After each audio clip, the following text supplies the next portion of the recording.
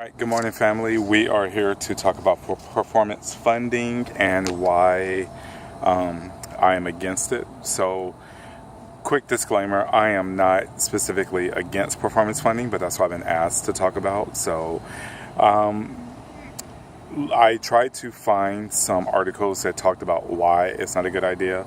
And there's a lot of articles that talk about the disconnect between policy, implementation.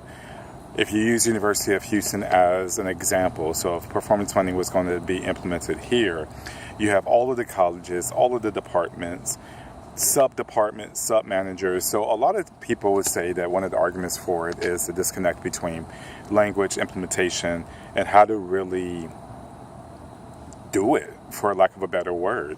And you can kind of see that here at University of Houston. If it was going to be put into place here, how does that go about? Who oversees that? Is there one specific person that really can mandate or can manage all the different evaluations, assessments, budgets, things of that nature?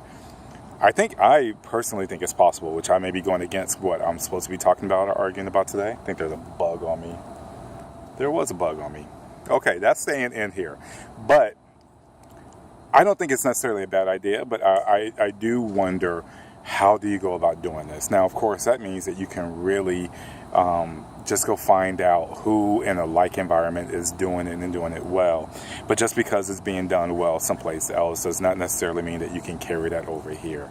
This bug bite is burning right now. Oh my God, what the hell done bit me? Looking at my notes, one other argument that people talk about is the funding argument. So if you're talking about performance budgeting, performance funding, and you're talking about budgeting and increasing budgeting, take away budgeting, what is that magic number that really moves the needle or keeps the needle where you need it to be at? That's something that a lot of articles and a lot of research says, that there is no one answer, that it is a trial and error. Well, when you're thinking about linking these things to the impact on student learning, the impact on departments, do you want to go through that trial and error? And it's kind of a fear tactic a little bit, because the fear is that, if you make an error, you're going to lose out on the impact, or if you make an error, you're going to lose out on the opportunity. But it's not that dire in some cases, but that's one of the arguments against it. The other argument that's against performance funding is the political argument. Specifically, I'm going to read this verbatim off the page.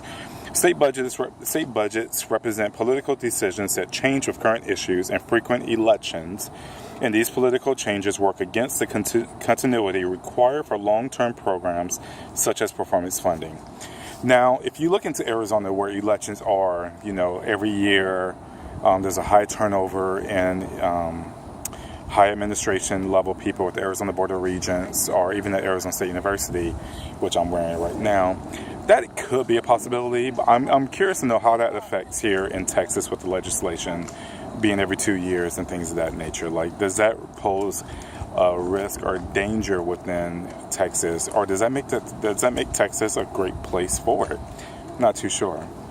One of the other arguments, there's a lot of different arguments between the quality of performance funding, in terms of, if you implement this, does it lower the quality of different academic departments? The cost argument of collecting the information is actually collecting the information in terms of implementing performance funding is too costly. That has some truth in it, and the fact that when you think about cost, you're thinking about cost being in the financial sense of how much money does it take to collect this information. I look at cost and the manpower and the resources, which then can be translated to finances in terms of pay, hours worked, hours lost, trying to collect this information. And it's a beast. It is a beast to try to collect all the variables, all the numbers, all the different characteristics you need to run a model to actually measure this and see if it works. Again, it's not impossible, but are you willing, as a university, willing to say this is where we're going to invest our resources and our manpower? Not too sure. I'm hitting 5 minutes. My neck is burning from that freaking bug that bit me. This is what I get from trying to do a video outside, but it's such a nice day here, so I figured, why not? Now I'm about to go pour some rubbing alcohol on my neck because I just got bit. I'll talk to you later, family. Bye.